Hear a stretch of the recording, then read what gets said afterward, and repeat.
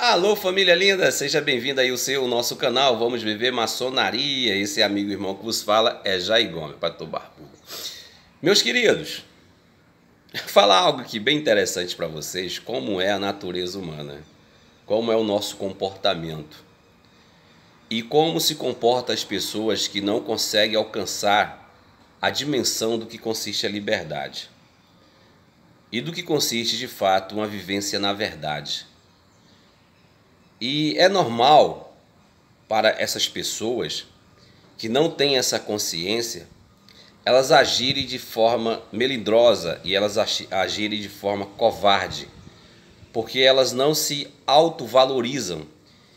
E não autovalorizando, ela também não tem, digamos, a responsabilidade para com o outro, porque ela não se encontrou consigo mesma. Ela depende do outro, depende de um ciclo social e, contudo, esse indivíduo quebra totalmente os conceitos aonde o mesmo está inserido, porque ele não ainda entendeu que o certo, fazer o certo, ou viver na verdade ou na liberdade, não precisa que esse indivíduo formalize, comunique o que deve ser feito. Por exemplo, será que eu levaria um carão, né? Será que eu seria recriminado se, de certa forma, eu fizesse uma coisa certa? Digamos, você que trabalha numa empresa, você tem as suas obrigações, você sabe o que tem que fazer, sabe o que deve ser feito na tua empresa. Você acha que o seu chefe, se você anteceder os teus serviços que deve ser feito, que deve ser trabalhado, e quando o teu chefe chegar e tudo aquilo toda aquela tarefa que você já sabia que ele ia mandar você fazer, e você antecedeu, você fez, você acha que aquele chefe vai ficar chateado com você por você ter feito certo, por você saber que tinha que ser feito? Claro que não. O chefe vai te elogiar, vai dizer que você é uma pessoa que antecede, vai dizer que você é uma pessoa que faz sem a necessidade que alguém mande. Então, é mais ou menos o homem livre. O homem que tem a consciência da liberdade, ele não precisa que alguém diga que deve fazer o que seja certo. Somente os homens incautos, somente os homens que ainda são subordinados, somente os homens que não conseguiu entender o conceito de liberdade e a verdade, eles precisam que alguém o guie, eles precisam que alguém fale para ele o que deve ser certo e o que deve ser errado. Deixa eu te dar um exemplo aqui bem interessante. Bem interessante. Digamos que você faz parte de uma religião, né, tipo católica. Conforme a tradição dessa religião, até os evangélicos também, diz que é pecado o ato sexual antes do casamento, não é verdade? Isso é natural dentro dessas religiões, Testemunho de Jeová e etc. Mas o interessante é que o normal seria para que você só fizesse o ato sexual depois do casamento.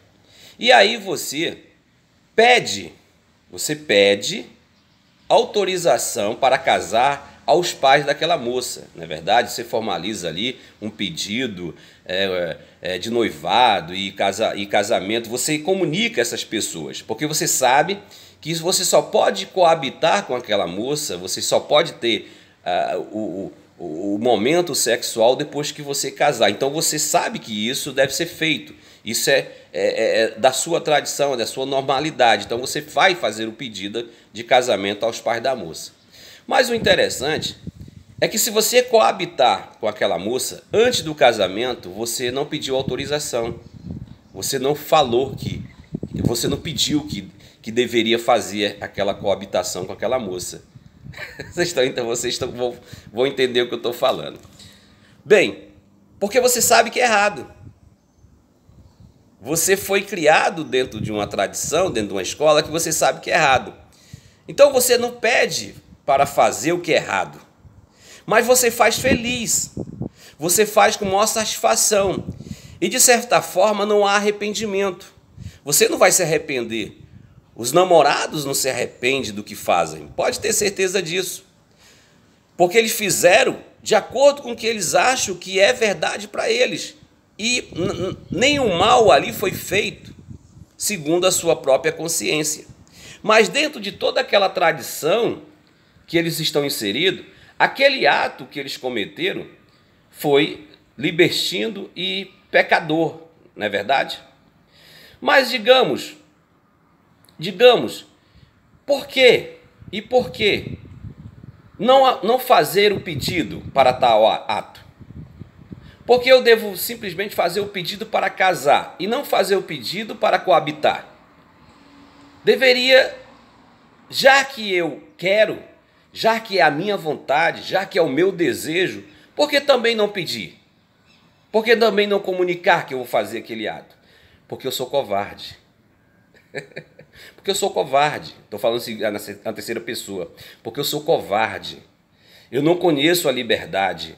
Eu não conheço a verdade. Eu não consigo entender. Eu não consegui ainda alcançar o conceito do que consiste liberdade. Porque se eu tivesse alcançado o conceito que consiste a liberdade, eu comunicaria também esse ato. Olha, eu vou fazer e pronto, acabou, porque as consequências são minhas. Não importa do que vocês vão falar.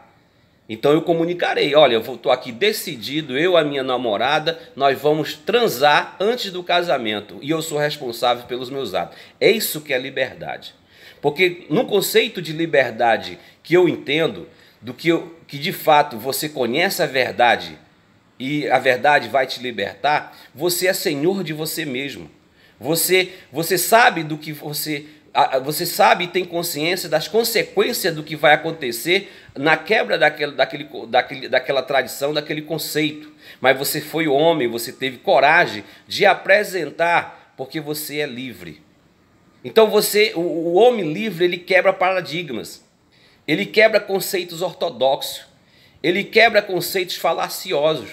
Ora, eu já faço porque se eu faço, porque eu não vou comunicar. Quer dizer que eu vou fazer nas escondidas, na obscuridade. Eu vou fazer sem ninguém saber. Já o homem livre, não. O homem livre, ele tem consciência dos atos que ele está fazendo. Por isso que ele chega e diga, rapaz, eu vou fazer e pronto, acabou. Morreu Maria Preá. Outra coisa interessante, quando você tem um conceito de liberdade, quando você anda na verdade, você faz, você antecede, ou você antecede o que tem que fazer, ou você faz de acordo com o que você quer fazer. Você não é obrigado a fazer, porque você é livre, você não é mentiroso, você não é falacioso, você não engana. Um exemplo muito interessante do que eu estou te apresentando é uma parábola de Jesus, interessante, olha só, uma parábolazinha bem pequena, mas tem um ensinamento místico muito profundo. Quando Jesus chega Jesus conta uma parábola que o pai tem dois filhos, e ele chega para os dois filhos e diz assim, meus filhos, vão arar o campo, vão trabalhar, e um dos filhos diz assim, pai, eu não vou não, acordar cedo, 5 horas da manhã, antes de dar cedo, digamos assim, né? Não tô fazendo só mais uma nuance para ficar melhor o entendimento. Pai, eu não vou não. E o outro diz assim, pai, deixa comigo, pai, tamo junto, papai, vou trabalhar com o senhor, vou ajudar o senhor, se preocupe não, papai, tamo junto, papai. E aí o papai fica feliz, né? Pô, esse filho aqui é aquele cara que é o meu predileto, é o cara que está dizendo que vai fazer. Esse é o bambambam da situação. Mas de repente, quando o pai chega na seara, o pai chega ali aonde pediu que os filhos fossem trabalhar, o pai encontra o filho que disse que não ia. O filho que disse que não ia, o filho que disse que não ia acordar cedo, foi o filho que foi. E aquele filho que disse que ia, que estava junto com o pai, não estava lá presente. Não estava trabalhando. Aí Jesus pergunta para a sua plateia, para seus ouvintes, qual foi o filho que fez a vontade do pai? Todos são unânimes em dizer, bem, é um pouco contraditório, né, digamos, mas o filho que fez a vontade do pai foi o filho que disse que não ia. E foi. E Jesus disse, parabéns. Porque esse é um ser responsável. Esse é um ser que tem consciente. Esse é um ser que anda na verdade. Esse é um ser que se respeita a si e ao outro, porque ele é verdadeiro. Ele disse que não ia, mas a responsabilidade o antecedia, porque ele sabe, ele tem consciência que o alimento vem do Pai. Vem do Pai. O alimento vem do Pai. Então, muitas vezes, você diz que faz, você diz que é o cara, você diz que anda, você diz que está junto, mas você não está junto. E é preferível aquele que diz que não está junto, que não está frequente, que não está ali constantemente trabalhando, mas está junto, porque ele faz de acordo com o que ele acredita, de acordo com o que consiste a liberdade e a verdade.